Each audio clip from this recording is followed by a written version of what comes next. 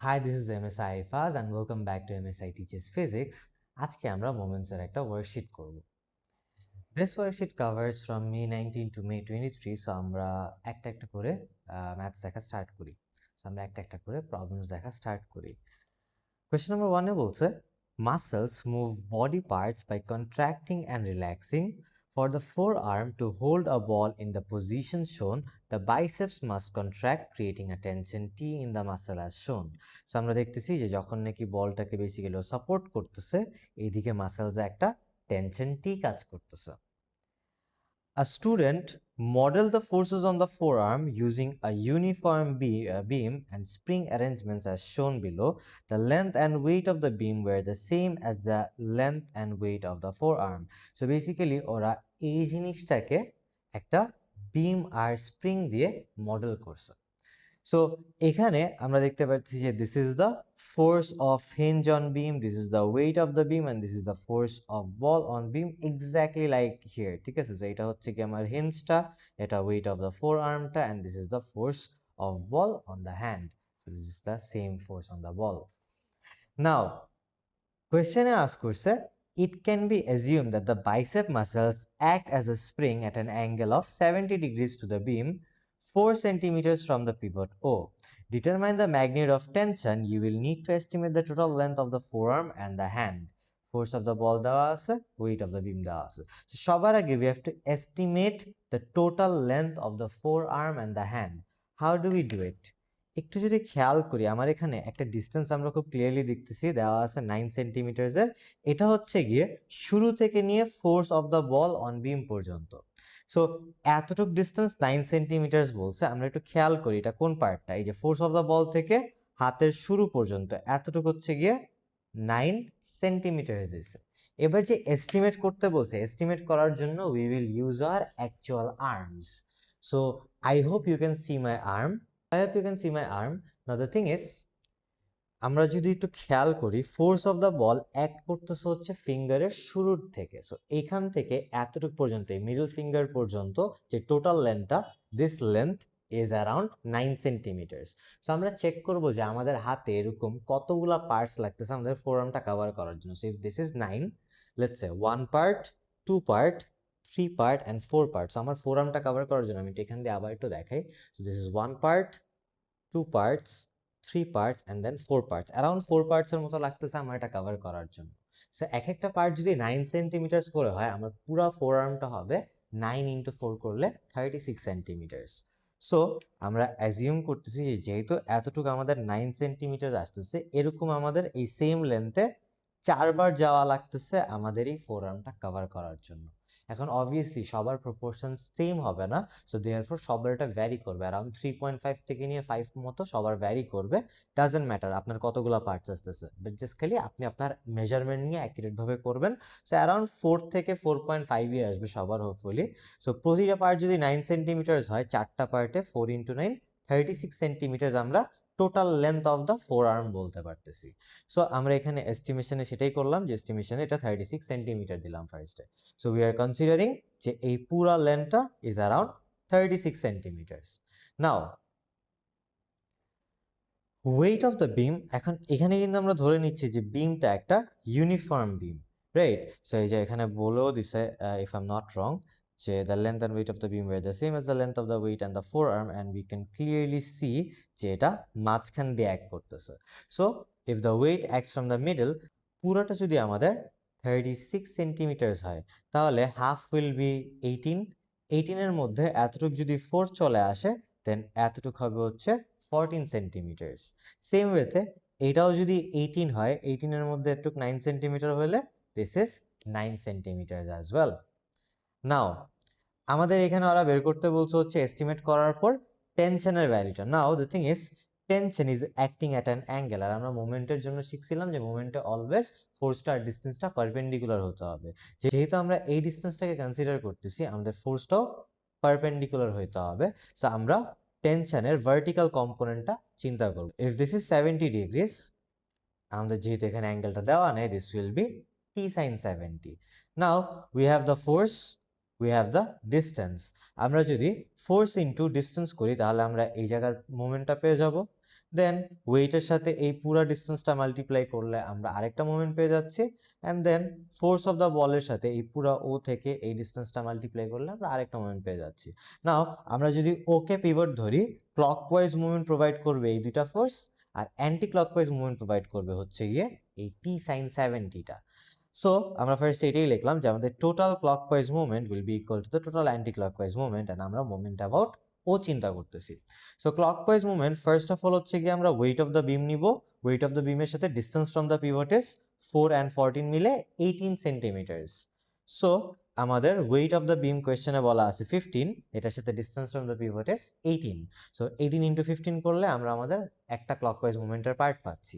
আমাদের আরেকটা force clockwise movement provide করতেছিল, that is force of the ball on the beam.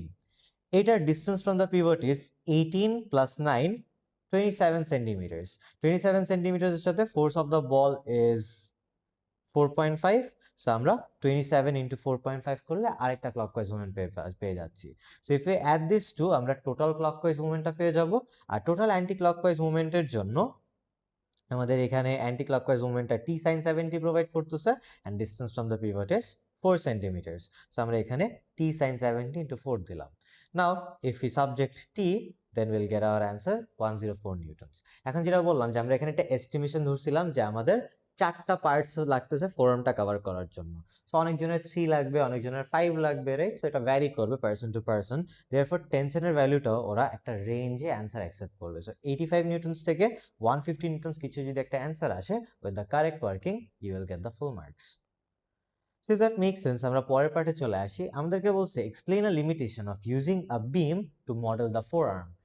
Four আর্মকে beam দিয়ে কেন মডেল করা যাবে না? ইটস বিকজ ফোর আর্মসের যে পার্টটা হয় আমাদের ইনিশিয়ালি এই পার্টটা একটু চিকন থাকে, অ্যান্ড দেন এই পার্টটায় মাসল বেশি থাকার কারণে এই পার্টটা একটু মোটা বেশি থাকে। সো এই পার্টটায় ম্যাস বেশি থাকার কারণে সেন্টার অফ গ্র্যাভিটিটা মাঝখান দিয়ে কাজ করে না, সেন্টার অফ গ্র্যাভিটি একটু এই পাশের ক্লোজার কাজ করবে, মানে ফোর আর্মের যে পার্টটা ম্যাস বেশি সেই পার্টটা দিয়ে কাজ করবে, রাইট? বাট আমরা ধরে নিচ্ছি যে আমাদের বিমটা কি আছে, ইউনিফর্ম আছে, and the weight is acting from the center. So আমরা ধরে নিচ্ছি যে forearmটা uniform, but actually the forearm is not uniform. So center of gravity is not in the middle. The center of gravity does not act from the middle. I hope that makes sense. Then আমরা পরের পার্টে চলে আসি। পরের পার্টে বলছে for a boat to maintain a constant upright position in the water, the weight W and upthrust U should have the same line of action. Weight acts through G, the center of gravity of the boat. U acts through X, the center of gravity of the volume of water displaced by the boat. G and X are shown on the diagram. So G হচ্ছে the point through which weight acts, and X is the point through which upthrust acts. Now, a sudden gust of wind applies a force to the side of the boat, causing it to tilt. আমরা দেখতেছি বোটটা tilt হয়ে গেছে। The line of action of W and U move apart a distance d as shown. Explain the effect of the moment U into d. So এই যে upthrust আর pivot যদি আমরা জি কে ধরি, একটা ডিস্টেন্স ডি তে কাজ করতেছে। সো এই ইউ ইন্টু ডি থাকার কারণে এটা কি একটা অ্যান্টি ক্লকওয়াইজ মুভমেন্ট ক্রিয়েট করতে হেল্প করবে about the point G, right? So একটা অ্যান্টি ক্লকওয়াইজ মুভমেন্ট ক্রিয়েট হইলে আমরা দেখবো যে আমাদের বোট যেটা আছে এটা এই পাশে চলে আসতেছে, and therefore the boat will start to become balanced. So এখানে বলছে এফেক্টটা এক্সপ্লেইন করতে অফ দ্য মোমেন্ট ইউডি, আমরা বলবো this moment causes an anti-clockwise rotation, আর anti-clockwise rotation হইলে এই কেসে this will balance the moment caused by the wind which causes the boat to come to its initial position বা balance করে ফেলবে বোটটাকে। Then part 2 তে বলছে explain what would happen to the boat in windy weather if the center of gravity G were higher. So if G was higher, let's say G টা যদি এই পয়েন্টে না হয়ে এই পয়েন্ট বা এই পয়েন্টে হয়তো, we can clearly see যত উপরে উঠতেছে এই ডিস্টেন্স D টা কমা স্টার্ট করছে, রাইট? সো কমা স্টার্ট করলে আমরা মোমেন্টের ফর্মুলা শিখছি, যে আমরা ফার্স্ট স্টেটমেন্ট বললাম যে ডিস্টেন্স D টা উইল বি রিডিউসড, আর মোমেন্টের ফর্মুলা শিখছি moment is equals to force into distance. আমাদের ফোর্সটা ছিল হচ্ছে আপথ্রাস্ট ইন্টু ডিস্টেন্সটা ছিল D। আমাদের ডিস্টেন্স কমে গেলে মোমেন্টটা কি হয়ে যাবে, মোমেন্টও কমা স্টার্ট করবে। সো অ্যান্টি ক্লকওয়াইজ মুভমেন্টটা ডিক্রিজ করবে, আর অ্যান্টি ক্লকওয়াইজ মুভমেন্টটা ডিক্রিজ করলে আগে যে বোটটা ব্যালেন্স হয়ে যাচ্ছিল এখন ব্যালেন্স হওয়াটা মোর ডিফিকাল্ট হয়ে যাবে। So this will cause the boat to become less stable, so ওর টপল করার চান্সেস বেড়ে যাবে। So I hope that make sense. Then পরের পার্টসগুলো অ্যাকচুয়ালি আপথ্রাস্টের টপিকের পার্টস, এটা আমি আপথ্রাস্টের ওয়ার্কশিটে কভার করব। সো আমি এই বি থেকে এই পার্টটা আর করতেছি না। সো যতটুকু মোমেন্টের পার্ট ছিল, যেটা আমরা মোমেন্ট পর্যন্তই করছি, আমি মোমেন্ট পর্যন্তই রাখতেছি ব্যাপারটা। আমরা নেক্সট পার্টে চলে যাই কোয়েশ্চেনের নাম্বার 3-তে। এখানে বলছে a book of length L and weight W is position on a shelf as shown, state what is meant by centre of gravity. So এই সেন্টার অফ গ্র্যাভিটির ডেফিনেশনটা আমাদের অবশ্যই মেমোরাইজ রাখতে হবে। Centre of gravity is the point through which entire weight of the body seems to act. So আমি এই জিনিসটা এখানে ডেফিনেশনে লিখে দিছি ফর 1 মার্ক। দেন আমাকে বলছে there are contact forces at the 2 points where the book touches the shelf. The book is moved a distance x to the right. So আমরা দেখতে পারতেছি, আমি যদি এই পার্টটা ইনিশিয়ালি একটু মুছে দেই, বুকটা দুইটা পয়েন্টে কন্ট্যাক্টে আছে। একটা হচ্ছে গিয়ে এই পয়েন্টটা আর আরেকটা হচ্ছে এই পয়েন্টটা। সো এই দুইটা পয়েন্টে কন্ট্যাক্টে থাকলে এই দুইটা পয়েন্টে একটা রিঅ্যাকশন কাজ করবে। সো দুইটা পয়েন্টে রিঅ্যাকশন কাজ করতেছে। আমাকে বলছে the magnitude of the contact force R varies with X. So এই রিঅ্যাকশনটা ভ্যারিজ উইথ দ্য লেন্থ, যতটুকু বাহিরে আসতেছে সেই লেন্থটাকে এক্স বলতেছে। সো অবভিয়াসলি যত বাহিরে আসা স্টার্ট করবে তত কি এই রিঅ্যাকশনটা বাড়তে থাকবে, আর আমাদের এখানের যে রিঅ্যাকশনটা ছিল it will start two decrease, because যত হচ্ছে গিয়ে ওয়েটটা এই রিঅ্যাকশনের ক্লোজার আসবে তত কি ওয়েটটা ওকে সাপোর্ট যত হচ্ছে কি এই ওয়েটটা এই পিভটটার ক্লোজার আসবে বা এই রিঅ্যাকশনের ক্লোজার আসবে, তত হচ্ছে কি আমাদের এই রিঅ্যাকশনের ভ্যালুটা বাড়া স্টার্ট করবে। বিকজ আমরা জানি এখানে যে দুইটা, আমি যদি একটু এটা আবার মুছে দিই, আমাদের দুইটা রিঅ্যাকশন এখানে কাজ করতেছে আর নিচে একটা ওয়েট কাজ করতেছে। সো আমাদের আপওয়ার্ড আর downward forces have to balance one another. এখন ওয়েটটা যত নাকি পিভটের ক্লোজার চলে আসবে তত হচ্ছে কি আমাদের এই রিঅ্যাকশনটা বাড়া স্টার্ট করবে আর এই রিঅ্যাকশনটা ডিক্রিজ করা স্টার্ট করবে। সো এক্সেল লেন্থটা আমরা দেখবো যত বাড়তেছে আমাদের রিঅ্যাকশনটাও তত বাড়বে। এখন রিঅ্যাকশনটা বাড়তে বাড়তে ম্যাক্স কি হতে পারে? ম্যাক্স হতে পারে এরকম একটা স্টেট যেখানে নাকি বুকটা এক্স্যাক্টলি মাঝখানে চলে আসছে। সো মাঝখানে চলে আসলে পুরো ওয়েটটা এবার will be supported by the reaction R.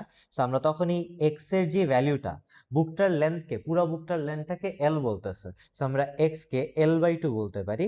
X যখন L/2 হয়ে যাবে তখন আরও এই যে এই পয়েন্টে আর টাচ করতেছে না, সো এইখানে কোনো আর রিঅ্যাকশন এক্সিস্ট করবে না। তো only reaction existing is R and this should be equal to the weight. And so আমরা যদি এখানে একটা গ্রাফ দেখি, আর আমাকে বলছে ডিস্টেন্সটা 0 থেকে L/2 হইলে এই আরটা কিভাবে ভ্যারি করবে সেটা বের করতে।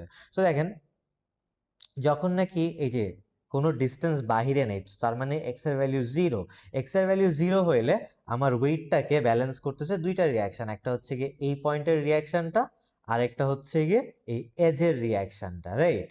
সো যেহেতু এক্স্যাক্টলি মাঝখান দিয়ে ওয়েটটা কাজ করতেছে আর দুইটা রিঅ্যাকশনের এক্স্যাক্টলি ঠিক মাঝখান দিয়ে ওয়েটটা কাজ করলে এই আরটার যে ভ্যালু হবে এই আরটার ভ্যালু এক্স্যাক্টলি সেম থাকবে।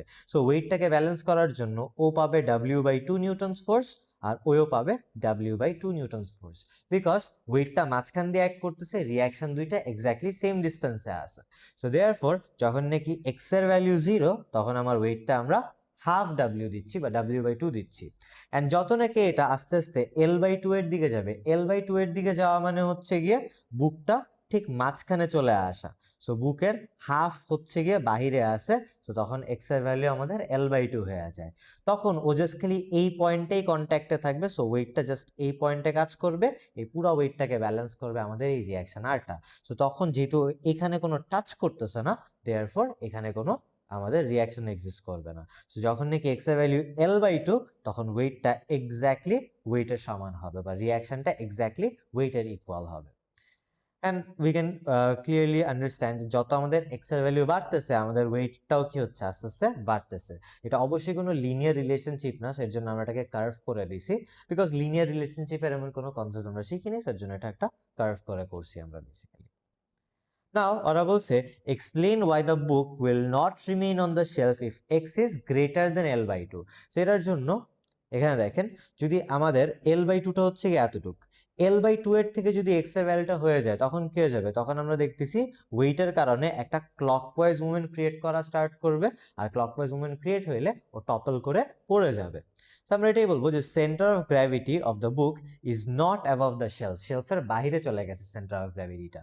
So this causes a net clockwise movement which will cause the book to tilt in the clockwise direction and fall off. So এর জন্য এক্স এর ভ্যালুটা যদি L/2 বা হচ্ছে হাফ অফ দ্য বুক যদি বাহিরে চলে যায় আমাদের ওই শেলফ থেকে, তাহলে বুকটা টপল করে পড়ে যাবে।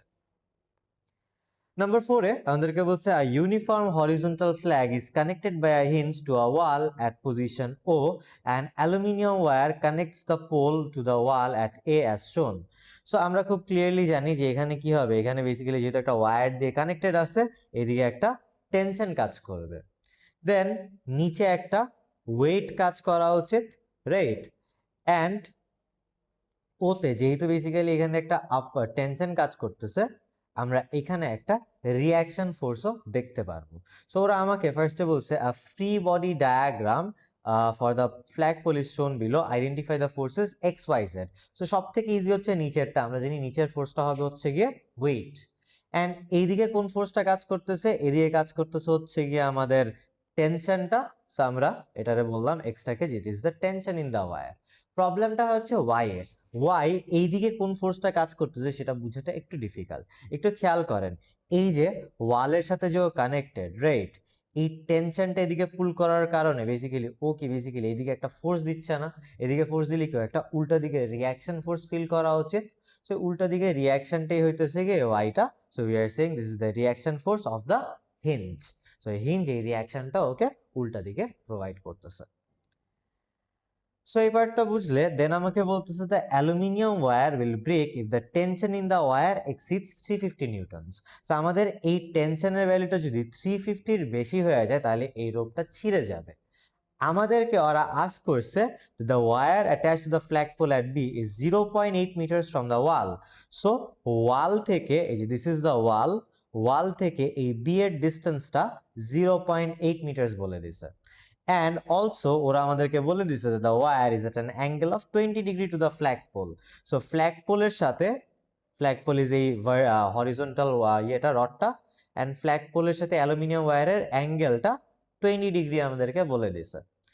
Now mass length of the flagpole দেওয়া আছে, mass of the flagpole দেওয়া আছে, we will see যে if the wire breaks or not. So এটার জন্য once again total clockwise movement equals to total anti-clockwise movement হইতে হবে, and আমরা pivot obviously from O ধরবো। O থেকে ধরলে clockwise movementটা weight provide করবে, অ্যান্টি ক্লকওয়াইজ মুভমেন্টটা আমরা জানি টেনশন যেহেতু একটা অ্যাঙ্গেলে আছে, আমার ওর কম্পোনেন্টে ব্রেকডাউন করে নিতে হবে। সো আমরা ডিস্টেন্স যেহেতু এই ডিস্টেন্সটা নিছি, আমাদের ফোর্সটাও ভার্টিক্যাল ফোর্সটা নিতে হবে। ডিস্টেন্স হরিজন্টাল নিলে ফোর্স অবশ্যই ভার্টিক্যাল নিতে হবে। উই হ্যাভ টু এনশিওর যে ফোর্স আর ডিস্টেন্স 90 ডিগ্রিজে আছে। সো এই টেনশনটাকে রিজলভ করলে we gate T sin 20 over here. So this provides the anti-clockwise movement. Now পুরাটার লেন্থ বলে দিছিল 1.2। আমরা এটাকে একটা ইউনিফর্ম অবজেক্ট ধরতেছি, ইউনিফর্ম অবজেক্ট ধরলে ওর ওয়েটটা মাঝখান দিয়ে কাজ করবে। সো 1.2 এর হাফ ইজ 0.6। সো আমরা ধরতেছি ওয়েটটা দিয়ে কাজ করতেছে, and this is 0.6, right? So clockwise মুভমেন্টের জন্য ফর্মুলাটা হবে হচ্ছে গিয়ে ফোর্স W ইনটু ডিসটেন্সটা 0.6, আর অ্যান্টি ক্লকওয়াইজ মুভমেন্টের জন্য ফোর্সটা হবে T sin 20, আর ডিসটেন্স ফ্রম দ্য পিভট হবে 0.8। মাইন্ড ইউ আমরা ওকে হচ্ছে গিয়ে আমাদের পিভট ধরতেছি। সো আমাদের clockwise movement 15g into 0.6 is equals to আমাদের anti clockwise movement T sin 20 into 0.8 কাজ করতেছে। এখান থেকে আমরা টেনশনকে সাবজেক্ট করলে উই উইল গেট আওয়ার টেনশনের value which is 322.7 newtons. Now this is less than 350 newtons, আর ওরা বলছিল যে 350 ওভারকাম করলে তখনই রোপটা ছিঁড়বে। সো যেহেতু টেনশনটা less than 350, so the wire does not break. So that is the assessment. Now next কোয়েশ্চনে বলছে a uniform plank of length 4 meters is pivoted 0.9 meters from one end. The weight of the plank is 250 newtons. A person of weight 950 stands at one end of the plank. A person of weight 650 newtons stands at a distance x from the pivot. So the plank is in equilibrium as shown.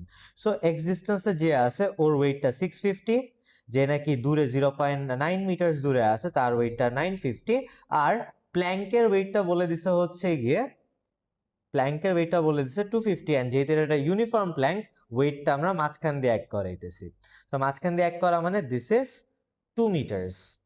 নাও ওরা আমাকে part এতে বলছে add to the diagram to show the forces acting on the plank. So প্ল্যাঙ্কের মধ্যে এই দুইটা weight of the persons and এটা হচ্ছে গিয়ে weight of the plank act করতেছে, অ্যান্ড উপরের দিকে হচ্ছে গিয়ে একটা রিয়াকশন কাজ করবে ফ্রম দ্য পিভট। সেটা গেল পার্ট এতে।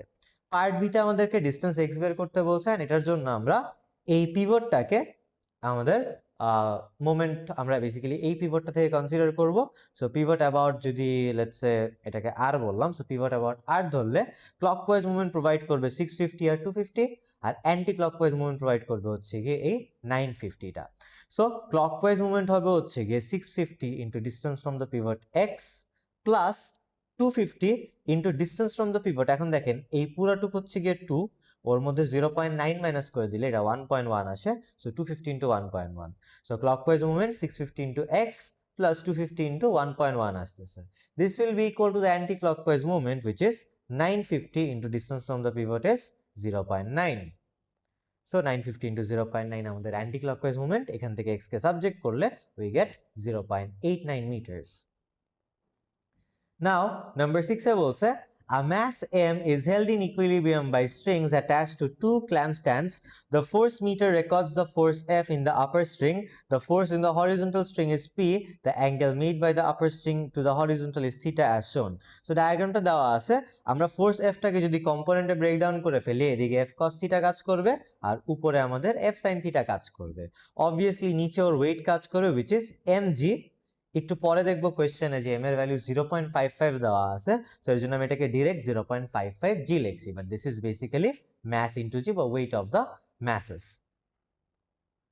দেন এদিকে একটা ফোর্স কাজ করতেছে পি, এন্ড কোয়েশ্চেন একটু পরে দেখবো ওয়ান্স এগেইন যে পি এর ভ্যালু 8.5 নিউটনস দেওয়া আছে, আমি এটাকে আগে থেকে 8.5 লিখে রাখছি। নাও ওরা পার্টিতে বলছে that the force meter allows force to be measured by means of Hooke's law. The extension of the spring inside the force meter allows the stretching force to be read from a scale. When the force applied to the stretch the spring is 15 newtons, the extension is 8 centimeters. So force-টা যখন 15 newtons এর, তখন আমার এক্সটেনশনটা 8 centimetre. ওরা আমাদেরকে stiffness of the spring show করতে বলছে। আমরা জানি স্টিফনেসের formula F is equals to K del X, ফোর্সের ভ্যালু বলা আছে 15 নিউটনস এই যে এখানে, আর এক্সটেনশনটা আমাদের বলা আছে 8 সেন্টিমিটার। সো আমরা এখানে এক্সটেনশনটা 8 সেন্টিমিটার ইউজ করলে K পাবো 1.875 Newton's per centimetre, which is close to 2 Newton's. So এটা আমাদের শো হয়ে গেল। সো পার্ট এটা বুঝলে দেন পার্ট বিতে বলছে যে when m is equal to 0.55 g, when m is equal to 0.55 kg, the value of p is 8.5. So আমাদের এই ম্যাসটা যদি 0.55 হয়ে যায়, উইথ 0.55 g হবে, p এর ভ্যালু তখন 8.5 হয়ে গেল, and the object is in equilibrium. Now we have to find the value of theta and we have to find the extension of the spring. Now যেহেতু ইকুইলিব্রিয়ামে আছে, ওর ডাউনওয়ার্ড ফোর্স আর upward force equal and opposite হবে, ওর left hand side আর right hand side force equal and opposite হবে। So আমরা যদি দুটো ইকুয়েশন মানে, একটা হচ্ছে গিয়ে upward force equals to downward force দিয়ে ইকুয়েশন 1 বানাইলাম, আরেকটা হচ্ছে left hand side equals to right hand side forces দিয়ে ইকুয়েশন 2 বানাইলাম।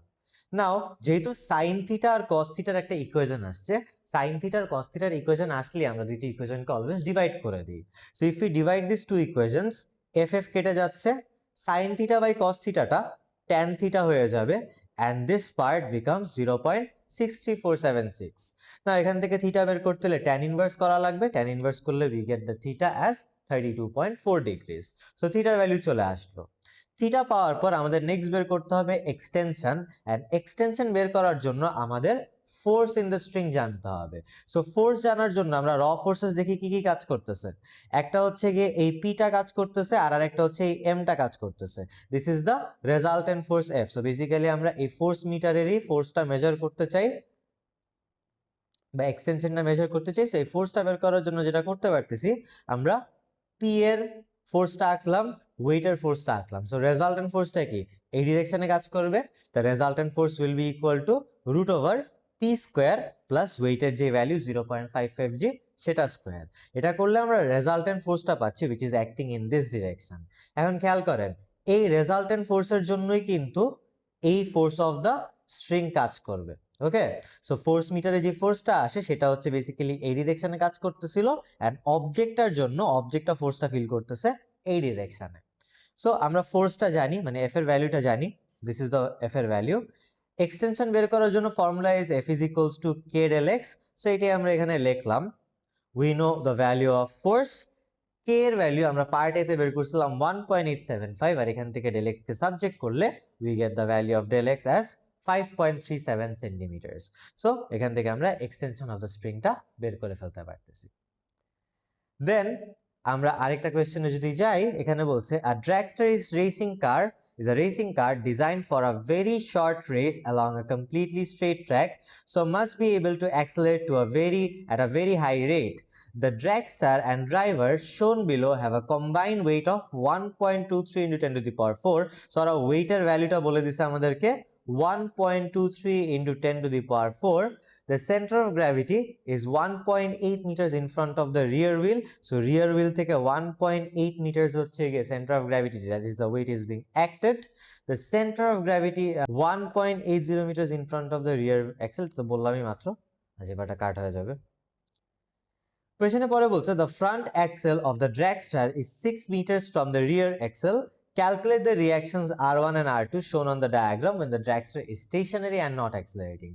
Stationary থাকা মানে once again ইকুইলিব্রিয়ামে আছে। সো সবার আগে আমরা যদি ফ্রন্ট অ্যাক্সেল থেকে মোমেন্ট চিন্তা করি, ফ্রন্ট অ্যাক্সেল থেকে মোমেন্ট চিন্তা করলে ওয়েটটা ক্লকওয়াইজ মুভমেন্ট প্রোভাইড করবে, আর R2টা অ্যান্টি ক্লকওয়াইজ মুভমেন্ট প্রোভাইড করবে। সো ইকুইলিব্রিয়ামে থাকলে টোটাল ক্লকওয়াইজ মুভমেন্ট আর total anti clockwise movement equal হয়। সো আমাদের ক্লকওয়াইজ মুভমেন্ট ওয়েট প্রোভাইড করতেছে, আর ডিস্টেন্স ফ্রম দ্য পিভট হচ্ছে 4.20। আমরা এই যে ফ্রন্ট অ্যাক্সেলকে পিভট ধরতেছি। So weight is 1.23 into 10 to the power 4, আর distance from the pivot is 4.20.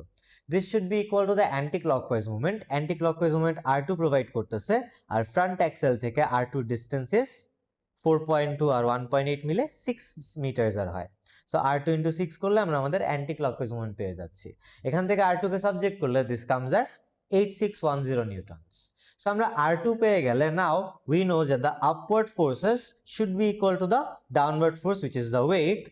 So আমরা R1 plus R2 equals to W লিখলাম। আমাদের R1 এর ভ্যালু পাওয়ার জন্য আমরা ওয়েট থেকে R2টা মাইনাস করে দিলে we will get hour value of R1। সেখান থেকে আমরা R1 আর R2 ফাইন্ড করতে পারতেছি। ওয়ান্স এগেইন বিআরসি হচ্ছে গিয়ে ফোর্সেস এর পার্ট, সেটা আমি ফোর্সেস এর ওয়ার্কশিটে দেখাবো।